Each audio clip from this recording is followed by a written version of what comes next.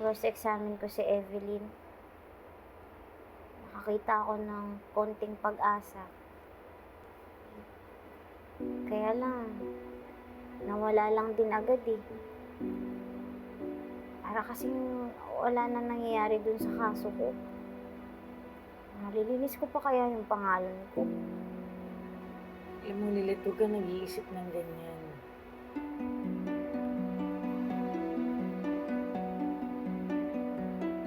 Parang kagaya dito sa kulungan. Madalas hindi makapasok ang liwanag. Madilim. Parang yung kaso ko lang. Hanggang kailan kaya ako magtitiis dito?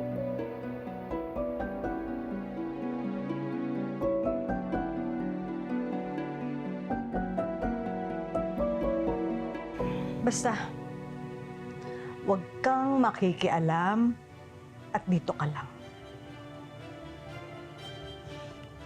Anak, huwag ganito. Bakit ka nagkasugat?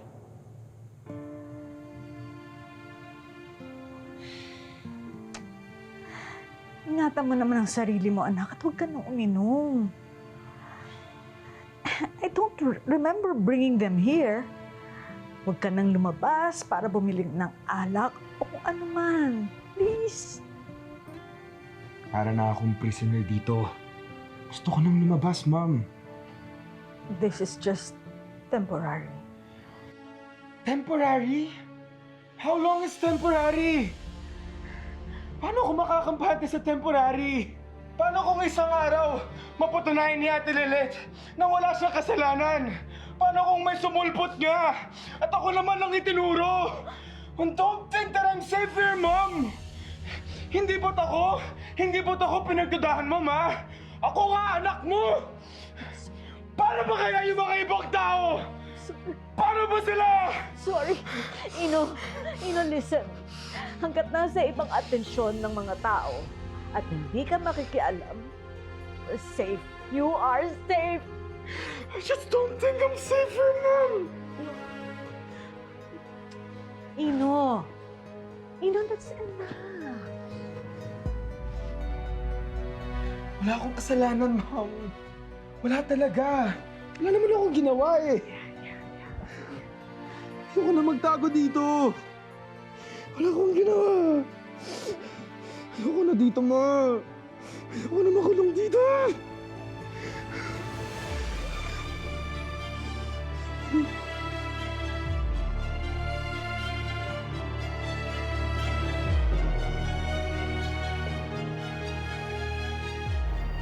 Kakalaya pa kaya ako dito? Ano ka ba, Lilit?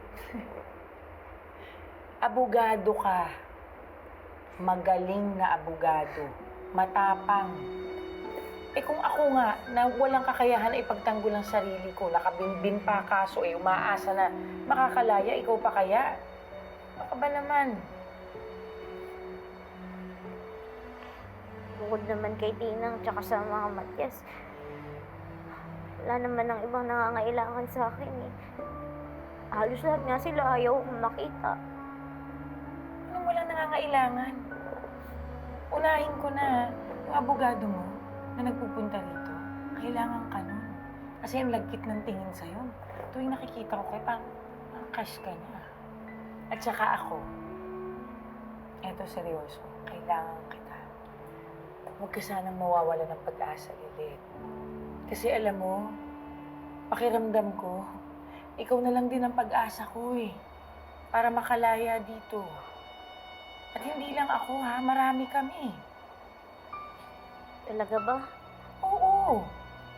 Naikuwento ko sa kanila na tumutulong ka sa mahihirap. Yung mga walang pambayad ng abogado. Sa dami rito na nagdarasal na sana makalaya ka na, sigurado ako makukulitan ng Diyos. Makakalaya ka rin.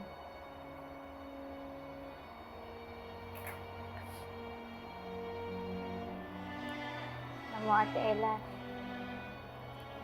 isa sa nakakapagpasaya sa akin yung iniisip ko na Marami akong taong nabibigyan ng pag-asa. Marami akong matutulungan.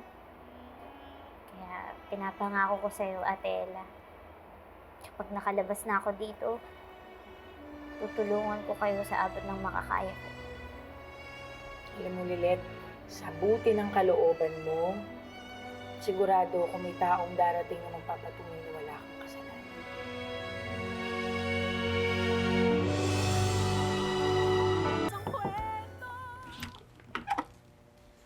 Marites! Ay, ma'am.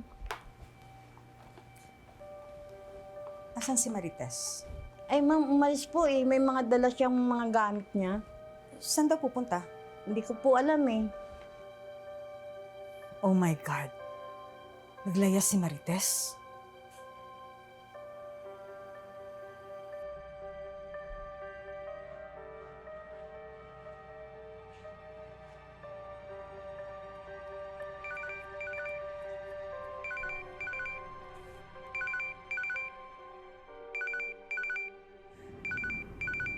Hindi.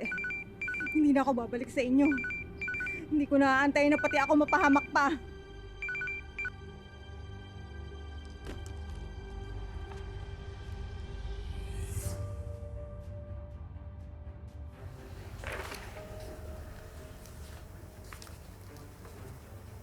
I need to see the detailed forensic report again. Para kasing may hindi tumutugma sa timeline na meron kami. Nabusisi na yan ang departamento ko. Ano pa ba hinahanap mo?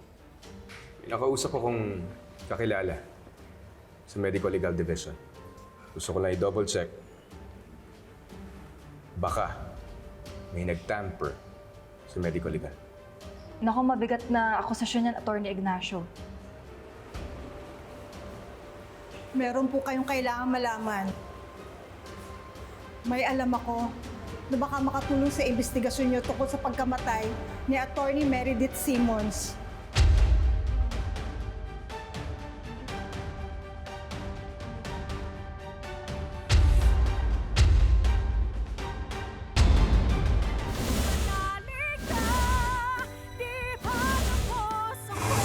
May sumukong witness sa pulisya.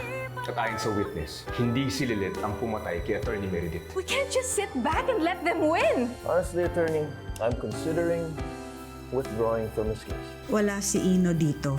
At hindi kami papayag na basta niyo lang siya kukunin at i-interviewin. May karapatan kami na tumanggi sa imbitasyon ninyo. Bilang abogado, alam niyo po ang implikasyon sa pagtangging ito. Baka lalo lang pong ikasira at kapahamak po ng inyong anak.